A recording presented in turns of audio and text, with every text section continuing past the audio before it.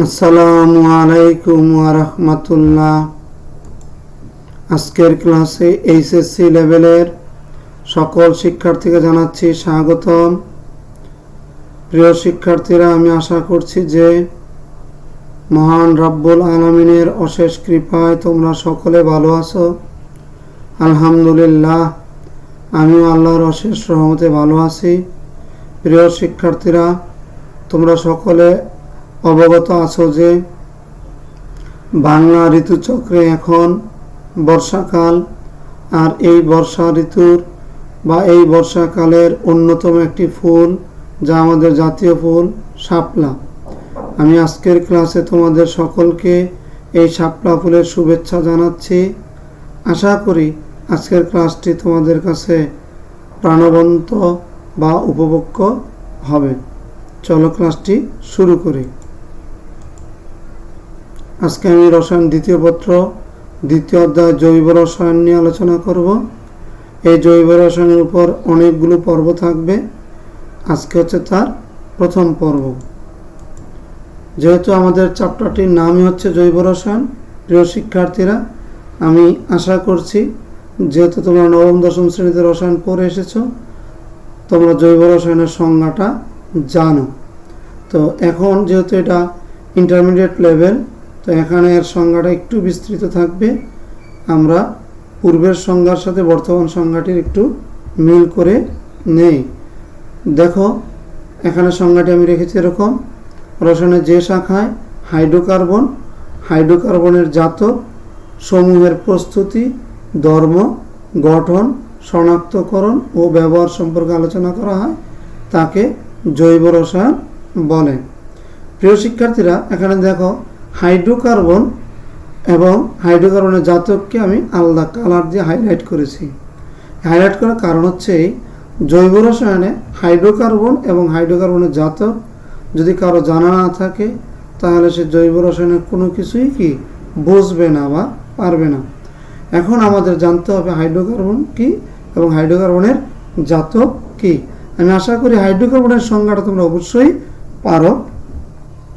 তো হাইড্রোকার্বনের সংজ্ঞাটা আমরা একটু দেখে নিই যে কার্বন ও হাইড্রোজেন দ্বারা গঠিত যৌগকে হাইড্রোকার্বন বলে। প্রিয় শিক্ষার্থীরা, হাইড্রোকার্বন বা হাইড্রোকার্বন যৌগে শুধু দুইটা উপাদান থাকবে। এক উপাদান হচ্ছে কার্বন, দুই হচ্ছে কি হাইড্রোজেন। এই দুইয়ের সমন্বয়, অর্থাৎ কার্বন আর হাইড্রোজেনের সমন্বয়ে তৈরি হবে কি হাইড্রোকার্বন। আমরা কিছু এক্সাম্পল নেই, যে এখানে একটু খেয়াল করো। এখানে এক্সাম্পল হিসেবে আমরা নিয়েছি মিথেন, তারপর নিয়েছি কি ইথেন। তোমরা যদি একটু খেয়াল করে থাকো, এখানে CH4, অর্থাৎ এখানে কিন্তু কার্বন আর হাইড্রোজেনই আছে। এখানে C2H6, এরকম অনেক আছে, হাজার হাজার কোটি কোটি কি হাইড্রোকার্বন আমাদের আছে। এখন এখানে মূল দেখার বিষয় হচ্ছে যে কি উপাদান দিয়ে তৈরি, কার্বন আর হাইড্রোজেন দিয়েই তৈরি। এবার চলো যে আমরা হাইড্রোকার্বনের জাতক কি এই সম্পর্কে জানব। আচ্ছা, আমরা জাতক বলতে কি বুঝি? একটা শব্দ কিন্তু আছে মানুষের ক্ষেত্রে বলা হয় ঔরর জাতক, অর্থাৎ সন্তান। তো হাইড্রোকার্বনের জাতক অর্থাৎ সন্তান বলা যাবে না, কারণ যেহেতু হিউম্যান বিং না, কিন্তু আমরা এটাকে সন্তানের মধ্যে মনে করবো। অর্থাৎ হাইড্রোকার্বন থাকবে, তার সাথে আদার্স কিছু মিলে নতুন প্রোডাক্ট তৈরি হবে, নতুন কম্পোনেন্ট কি তৈরি হবে। এজন্য তাকে বলা হবে কি হাইড্রোকার্বনের জাতক। চলো আমরা একটু সংজ্ঞাটি দেখে নিই যে কার্বন এবং হাইড্রোজেনের সাথে, অর্থাৎ এই দুইটা উপাদান, মূল উপাদান তারা থাকবেই। এদের সাথে অক্সিজেন থাকতে পারে, নাইট্রোজেন থাকতে পারে, সালফার থাকতে পারে, ফসফরাস থাকতে পারে, হ্যালোজেন সমূহ থাকতে পারে। এই সকল মৌলগুলো সিঙ্গেল বা একত্রে যুক্ত হয়েও তারা থাকতে পারে। থাকলে যে সকল নতুন যৌগ তৈরি হবে তাদেরকে হাইড্রোজেনের জাতক বলা হবে। আমরা একটু উদাহরণ নিই। এখানে হচ্ছে মিথানল। একটু খেয়াল করো, আমাদের এখানে CH4 ছিল মিথেন, তার থেকে একটা হাইড্রোজেন কমে এখানে আসছে OH, এই যে আসলো, তাহলে এটা মিথেনের থেকে আসলো কি মিথানল। তার মানে এটা হচ্ছে কি মিথেনের জাতক। এরকম এখান থেকে একটা হাইড্রোজেন মিথেন থেকে সরে আসছে কোলিন, তাহলে এটা হলো কি মিথাইল কোলেট, অর্থাৎ এটাও মিথেনের কি একটা জাতক। এরকম অ্যাসিটিক অ্যাসিড বা ইথানোয়িক অ্যাসিড, অর্থাৎ এটা ইথেনের একটি কি জাতক। তো এরকম জাতক মানে হচ্ছে কি সন্তান, অর্থাৎ হাইড্রোকার্বনের জাতক মানে কি হাইড্রোকার্বন থেকে সৃষ্ট নতুন কোনো যৌগকে আমরা বুঝবো বা জেনে নিব। তাহলে আমি আশা করতে পারি হাইড্রোকার্বন এবং হাইড্রোকার্বনের জাতক কি তোমরা বুঝতে পেরেছো। যদি কোনো জিজ্ঞাসা থাকে প্রশ্ন করবো, আমি ইনশাআল্লাহ কমেন্টসে উত্তর দিয়ে দেব, এ নিয়ে কোনো টেনশন করার কারণ নেই। চলো এবার আরেকটি ইম্পর্টেন্ট অংশ দেখি। এখানে আমি নিয়েছি হাইড্রোকার্বন এবং হাইড্রোকার্বনের জাতক সমান জৈব যৌগ, অর্থাৎ আমরা যত জৈব যৌগ নিয়ে আলোচনা করি না কেন সেখানে এই দুইটা কম্পোনেন্ট থাকবে, একটা হচ্ছে কি হাইড্রোকার্বন আর একটা হচ্ছে কি হাইড্রোকার্বনের জাতক। এই দুইয়ের মিশ্রণেই হাজার হাজার কোটি জৈব যৌগ এই পৃথিবীতে কি বিদ্যমান। চলো আমরা পরের অংশে যাই। আমি এখানে একটি ছবি নিয়ে এসেছি প্রিয় শিক্ষার্থীরা। এই ছবিটা একজন বিখ্যাত ব্যক্তির, ওনার একটি মতবাদ এক সময় প্রচলিত ছিল। আমি তোমাদের কাছে ওনার নামটা জানতে চাচ্ছি, একটু স্মরণ করার চেষ্টা করো ওনার নাম কি। আর যারা স্মরণ করতে পারতেছে না, ঘাবড়ানোর কিছু নেই, আমি এখন উত্তরটা দিয়ে দেব। আমি দেখতে চাচ্ছি যে কে কে উত্তর দিতে পারে, কমেন্টসের ভিতরে তারা উত্তর দিবে, আমি সেটুকু একটু দেখতে চাই। আচ্ছা, তোমাদের অ্যান্সারের সাথে আমার অ্যান্সারটি একটু মিলিয়ে নাও তো। ওনার নাম হচ্ছে কি বার্জেলিয়াস। এখন নিশ্চয়ই এই মেমোরিতে আসতেছে ওনার একটা মতবাদ তোমরা জানো, তাই না? দেখো তো সেই মতবাদটার নাম কি, এরকম কিনা। প্রাণশক্তি মতবাদ, যা উনি দিয়েছিলেন 1815 সালে। এর আগেও 1804 সালে এই সেম ধরনের একটা মতবাদ দিয়েছিলেন, কিন্তু পোক্ত বা শক্তভাবে বা দৃঢ়ভাবে 1815 সালে উনি মতবাদটা দেয়। একটু চেষ্টা করো তো বা মনে করো তো ওনার মতবাদটা কি। আমি যে মতবাদটা এখন তোমাদেরকে শো করবো বা দেখাবো তার সাথে মিলে কিনা দেখো তো। জৈব যৌগ সমূহ কেবল সজীব উদ্ভিদে, অর্থাৎ যে সকল উদ্ভিদের প্রাণ আছে সে সকল উদ্ভিদে ও প্রাণীতে এক রহস্যময় প্রাণশক্তির প্রভাবে উৎপন্ন হয়, যা ল্যাবে তৈরি সম্ভব নয়। অর্থাৎ একটা সময় মনে করা হতো যে জৈব যৌগ বা অর্গানিক কেমিস্ট্রির কোনো যৌগ বা কম্পাউন্ডকে সায়েন্স ল্যাবে তৈরি করা সম্ভব নয়, কিন্তু এটা এক সময় কী হয়ে যায়, মিথ্যা হয়ে যায়। 1828 সালে মিথ্যা হয়ে যায়। যিনি এটা মিথ্যা প্রমাণ করেছিলেন, এটা উনি নিজে থেকে করতে পারেননি, অলৌকিকভাবে কি ঘটে গিয়েছিল। উনি ছিলেন একজন মেডিকেলের স্টুডেন্ট। আমি এখন ওনার ছবিটা তোমাদের দেখাবো। উনি কিন্তু বার্জিলিয়াসেরই কি ছাত্র। ওনার নামটা স্মরণ করার চেষ্টা করো তো তোমরা, ওনার নাম কি হতে পারে। ওনার নাম হচ্ছে ফ্রেডরিক বোলার। কেউ উলারও উচ্চারণ করে থাকে, যেহেতু উনি জার্মান, জার্মানিতে ডব্লিউ এর উচ্চারণ হচ্ছে কি ব, এজন্য ওনার প্রকৃত উচ্চারণ হবে বোলার। ওনাকে জৈব রসায়নের জনক বলা হয়। কেন? উনি সর্বপ্রথম যে নির্জীব বা অজৈব পদার্থ থেকেই জৈব রসায়নের ইম্পর্টেন্ট একটি যৌগ ইউরিয়া তৈরি করতে পেরেছিলেন। তো আমরা ওনার বিক্রিয়াটা একটু এখন দেখবো, ঐতিহাসিক বিক্রিয়া।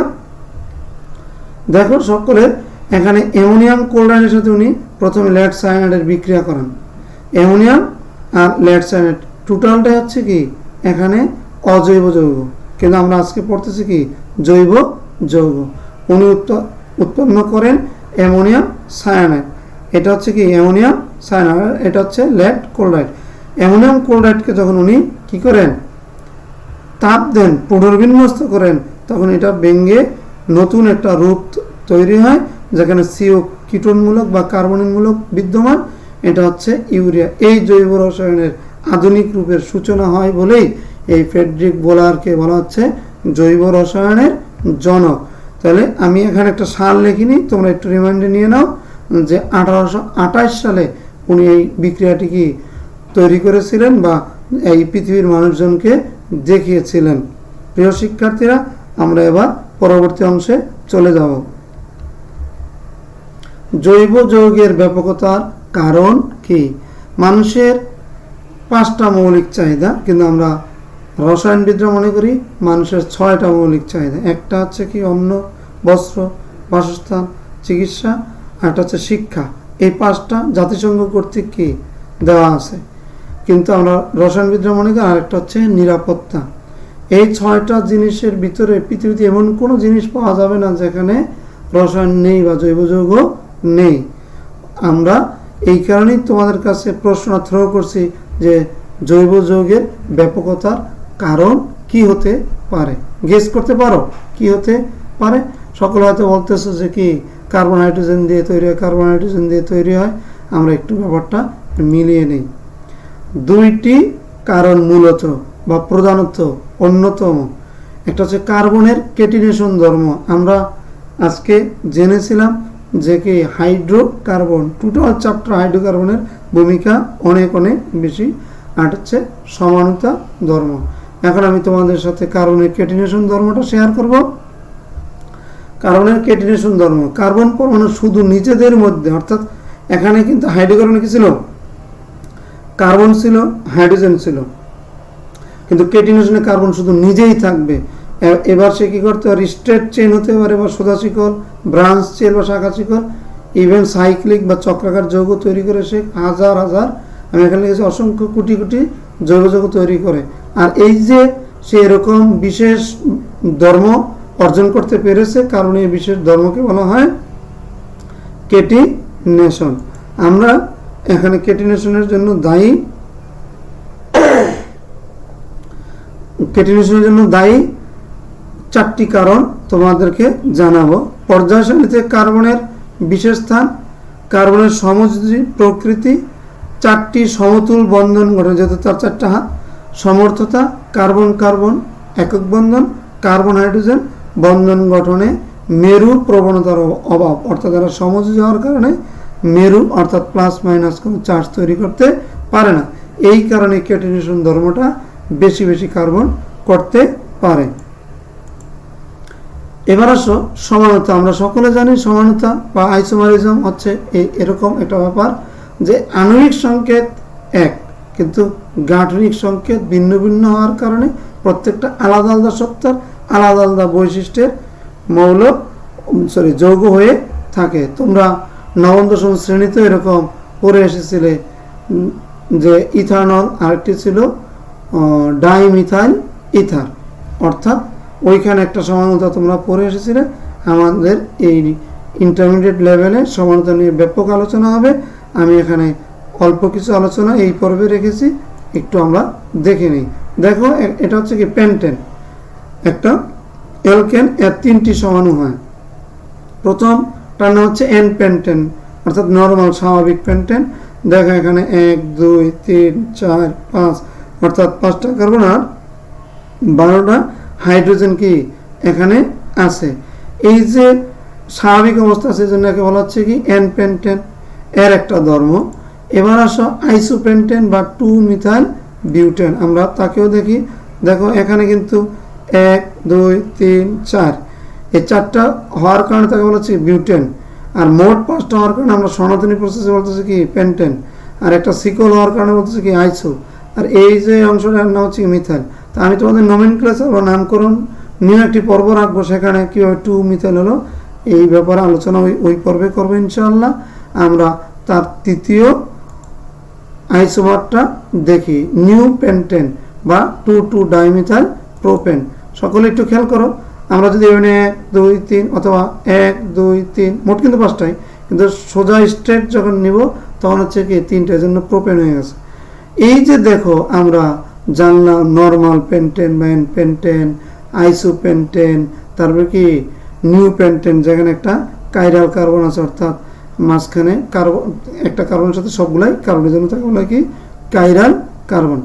যে এই যে 3টা আলাদা আলাদা বৈশিষ্ট্যের যৌগ পেলাম, তাইলে তাদের ভিতরে 5টা কার্বন আছে, কিন্তু যৌগের নাম ভিন্ন হয়ে গেল, ধর্ম ভিন্ন হয়ে গেল, টোটাল 7 মানে সত্তাটা কি হয়ে গেল, চেঞ্জ হয়ে গেল। এবার দেখো এরকম একটা C13H28 এরকম একটি যৌগ দ্বারা প্রায় 802টি সমাণু তৈরি করা সম্ভব। তাহলে এবার চিন্তা করো তো তোমরা যে আমরা নর্মালি নবম দশম শ্রেণীতে 10 পর্যন্ত বা 12 পর্যন্ত পড়ে এসেছি কার্বন, হাইড্রোকার্বনকে। তা আমি এখন বলতেছি যে 1000 কোটি কি আছে হাইড্রোকার্বন আছে, তো তাদের থেকে যদি সমান হয় তাহলে কয়েক শত বা কয়েক হাজার কোটি কোটি কী হয়ে যাবে, জৈব যৌগ তৈরি হয়ে যাবে। এই কারণে জৈব যৌগের কি ব্যাপকতা বেশি। এবার আমরা আজকের মূল আলোচনায় প্রবেশ করব, জৈব রসায়নের শ্রেণী বিভাগ। জৈব রসায়নের শ্রেণীবিভাগকে প্রধানত বা মূলত দুইটা ভাগে আমরা ভাগ করব। একটা হচ্ছে মুক্ত শিকল বা এলিভেটিক জৈব যৌগ, আর হচ্ছে বদ্ধ শিকল বা সাইক্লিক। অর্থাৎ এখানে এই মুক্ত শিকলে কি থাকবে, চেনটা সোজা থাকবে, অর্থাৎ কার্বন কার্বন একক বন্ধন এরকম ধরনের বা দ্বিবন্ধন এরকম ধরনের থাকবে, বাট কার্বন একটার সাথে আরেকটা রিটার্ন হয়ে চেইনের মতো এসে লাগতে পারবে না। বাট বদ্ধ শিকলে এই প্রান্তে আমি যদি আমার বাম হাতে যে একটা কার্বন যদি ধরি, ডাইন হাতে একটা কার্বন ধরি, মাঝখানে ধরো 10টা কার্বন আছে, তাহলে এই ডাইন হাত বাম হাতেরটা একটা সময় সেরকম ঘুরিয়ে কি মিলানো যাবে, অর্থাৎ চক্রাকারে নেওয়া যাবে এরকম। তা আমরা একটু মুক্ত শিকল সম্পর্কে একটু জেনে নিই।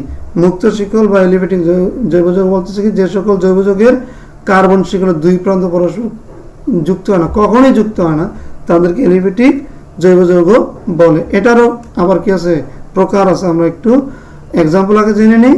যেমন ইথেন, এ দেখো এখানে 2টা কার্বন আছে, 1 2, এর মাথা কিন্তু এই হাত কিন্তু এই হাতের সাথে এসে ঘুরে কি লাগে না, অর্থাৎ মাথা খোলা ছিল, ফলে ওই জায়গায় আলাদা 2টা হাইড্রোজেন যুক্ত হয়েছে, এই জন্য একে বলা হবে কি এলিভেটিক জৈব যৌগ। প্রিয় শিক্ষার্থীরা, আমি বলছিলাম এই মুক্ত শিকল বা এলিভেটিক জৈব যৌগেরও প্রকার আছে।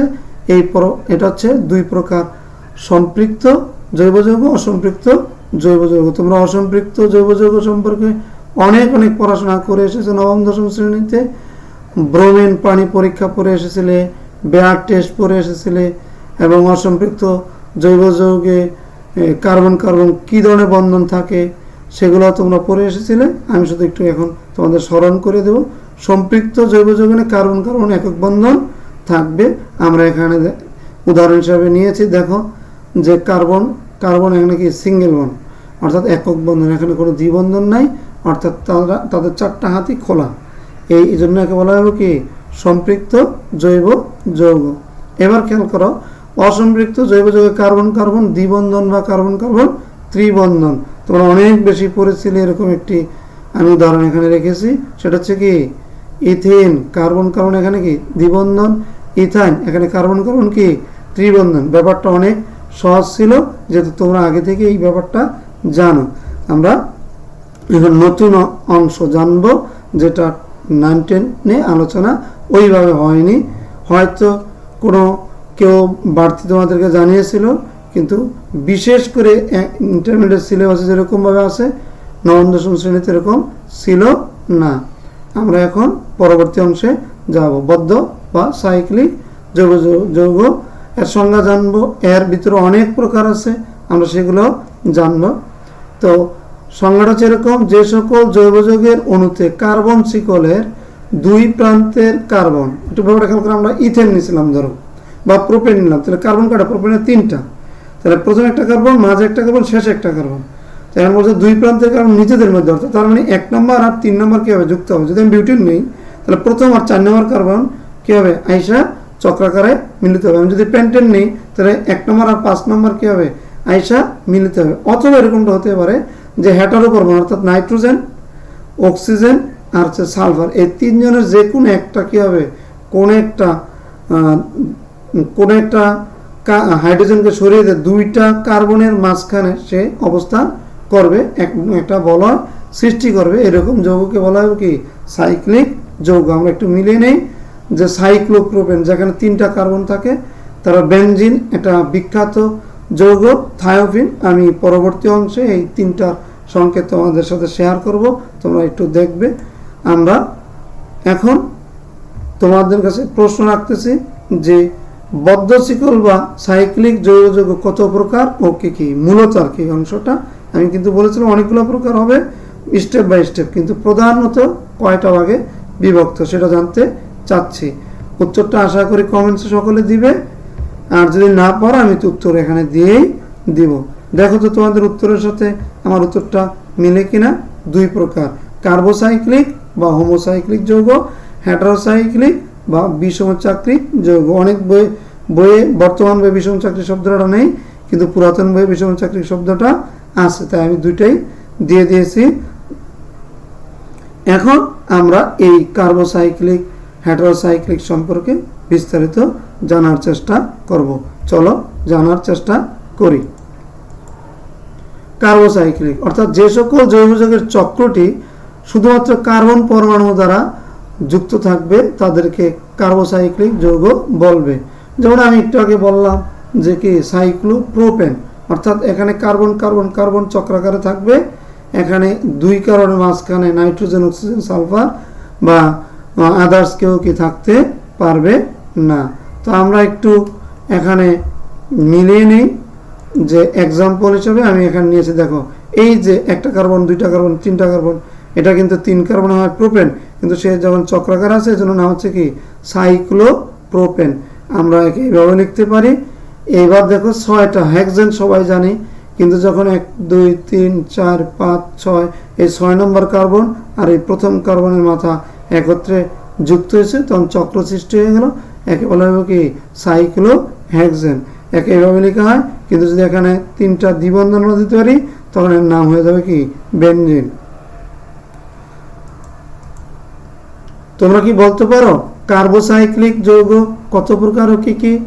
আমরা কিন্তু বদ্ধ শিকলকে 2 ভাগে জানলাম, তার ভিতরে একটা ছিল কি কার্বোসাইক্লিক। এবার কার্বোসাইক্লিক কত প্রকার আমরা সেটা জানব। 2 প্রকার। কি কি আমরা একটু দেখি। একটি হচ্ছে এলিসাইক্লিক, এরা গঠনের দিক থেকে সাইক্লিক কিন্তু ধর্মের দিক থেকে মুক্ত শিকলের মতো, যেমন সাইক্লোপ্রোপেন সাইক্লোহেক্সেন, অর্থাৎ এদের গঠনে কার্বন তার হাতটাকে ওপেনলি ব্যবহার করতে পারে, অর্থাৎ এলিভেটিক যৌগের মত অনেকটা, কিন্তু সে চক্রাকারে থাকে। জন্য এই দুইয়ের মিশ্রণে বলা হচ্ছে কি এলিসাইক্লিক। দ্বিতীয়টা আমরা এখন দেখব অ্যারোমেটিক যৌগ। যে সকল যৌগে এক বা একাধিক বেনজিন বলয় থাকে তাদেরকে বলা হয় কি অ্যারোমেটিক যৌগ। বেনজিন জাতক থাকে এদের ভিতরে, উদাহরণ হিসেবে নিয়েছি বেনজিন, তারা নিয়েছে কি নেপথালিন, অ্যানথ্রাসিন, এরকম অনেক আছে। আমরা এখন পরবর্তী অংশে যাব। এবার আসো হেটারোসাইক্লিক। ওই যে 2 ভাগে ছিল, আমরা প্রথম অংশটা জানলাম, দ্বিতীয়টা হচ্ছে কি হেটারোসাইক্লিক। তো হেটারোসাইক্লিক অংশটা কীরকম, যে এখানে চক্রাকারে কার্বন তো থাকবে, কার্বনের সাথে এই নাইট্রোজেন অক্সিজেন সালফার এরাও থাকতে পারে বা থাকবে। তা আমরা একটু জেনে নেই কীরকম হতে পারে যৌগগুলা। ইথিলিন অক্সাইড, তারপরে থায়োফিন, পিরিডিন। আমি এখানে একটা ডায়াগ্রাম নিয়ে এসেছি, এটা হচ্ছে ইথিলিন অক্সাইডের। এবার আমি আরেকটা ডায়াগ্রাম নিয়ে আসলাম, এটা হচ্ছে কি থায়োফিনের। এবার আমি আরেকটি ডায়াগ্রাম নিয়ে আসলাম, এটা হচ্ছে পিরিডিনের। দেখো আমি কিন্তু বলেছিলাম কার্বন চক্র থাকবে, কিন্তু এই চক্রের মধ্যে দেখো এই যে এখানে আমরা যে কার্বন নিলাম, একটা কার্বন, 2টা কার্বন, এখানে কিন্তু যখন সাইক্লোপ্রোপেন ছিল এখানে কার্বন ছিল, তো ওই কার্বনটা সরে যায় এই 1 আর 2, এই 2 কার্বনের মধ্যবর্তী অবস্থায় আছে কি অক্সিজেনের, জন্য এর নাম হচ্ছে কি 2 কার্বনের হচ্ছে ইথিলিন, আর অক্সিজেন যুক্ত হওয়ার কারণে হচ্ছে কি অক্সাইড। এবার আসো এখানে থায়োফিন। থায়ো শব্দ থাকলেই তোমরা দয়া করে বুঝে নিবা কি সালফার আছেই। তাহলে এখন দেখো এখানে একটা কার্বন থাকার কথা ছিল, তাহলে এখানে যদি কার্বন থাকতো 1 2 3 4 5, তাহলে 5 কার্বনের জন্য হয়তো কি সাইক্লোপেন্টেন, কিন্তু এখানে দ্বিবন্ধন হওয়ার কারণে হয়তো কি সাইক্লোপেন্টেন। আবার নামকরণে আমরা দেখাবো যে 2টার দ্বিবন্ধন থাকার কারণে কীভাবে ডাইন উচ্চারণ হয়, সেগুলো আমরা দেখাবো পরবর্তী লেকচারে। এখানে দেখো 2 কার্বনের মাঝখানে কিন্তু ঠিকই কি সালফার আছে। এই যে সালফার থাকলো কার্বন চক্রে, এজন্য একে বলা হবে কি হেটারোসাইক্লিক। আবার দেখো এখানে যদি কার্বন থাকতো তাহলে এটা হচ্ছে বেনজিন, এখানে বেনজিনের একটা কার্বন সরে যায়, এখানে হচ্ছে কি নাইট্রোজেন, এর জন্য নাম হয়ে গেছে কি পিরিডিন। তাহলে আমি আশা করতে পারি হেটারোসাইক্লিক যৌগ তোমরা মানে কি এটা ভালো ব্যাখ্যা এখন তোমরা দিতে পারবে। আশা করি তোমরা এই পর্যন্ত ভালোভাবে বুঝতে পেরেছো। আমরা এবার পরবর্তী অংশে যাব, যে জৈব যৌগের শ্রেণী বিভাগের সারাংশ। জৈব যৌগের শ্রেণী বিভাগের যে সারাংশ আমরা একটু দেখে নেই, যে জৈব যৌগ মোট কত ভাগে বিভক্ত। আমি এখানে একটা স্লাইড নিয়ে এসেছি, স্লাইডটা হচ্ছে এরকম, অর্গানিক কম্পাউন্ড অর্থাৎ জৈব যৌগ, দুই ভাগে বিভক্ত, মূলত বা প্রধানত সাইক্লিক কম্পাউন্ড, তারপর হচ্ছে কি এলিসাইক্লিক কম্পাউন্ড, দুই ধরনের। এলিসাইক্লিক আবার দুই ভাগে বিভক্ত, স্ট্রেট চেইন কম্পাউন্ড যাকে আমরা সম্পৃক্ত বলেছি, আর ব্রাঞ্চ চেইন বা শাখাযুক্ত বা অসম্পৃক্ত এরকম। তারপর সাইক্লিক আবার প্রধানত দুই প্রকার, একটা হচ্ছে হোমোসাইক্লিক, এটা দুই ভাগে বিভক্ত। এখানে আমরা দেখো লিখেছি কি এলিসাইক্লিক, তারপর হচ্ছে কি অ্যারোমেটিক কম্পাউন্ড, আর এখানে হচ্ছে হেটারোসাইক্লিক কম্পাউন্ডের সঙ্গে আমি তোমাদেরকে জানিয়েছি, এবং আমাদের বর্তমান অনেক বই এটার প্রকারভেদ দেখায়নি, এজন্য আমি ব্যাখ্যায় তোমাদের দেখাইনি, কিন্তু তোমাদের জানানোর জন্য দেখিয়ে দিলাম যে এখানে আরও দুই ভাগে এলিভেটিক কম্পাউন্ড হতে পারে, অ্যারোমেটিক কম্পাউন্ড হতে পারে। তো আজকে সকলকে ধন্যবাদ জানিয়ে এবং বিদায় নিচ্ছে আমি লুৎফর রহমান খান। আশা করি মহান রব্বুল আলামিন যদি আমাকে হায়াত দারাজ করেন, আমি সুস্থ থাকি, তাহলে আমি লেকচার 2 নিয়ে তোমাদের কাছে আবার হাজির হব। সেই পর্যন্ত সকলে ভালো থাকবে। আসসালামু আলাইকুম ওয়া রাহমাতুল্লাহ।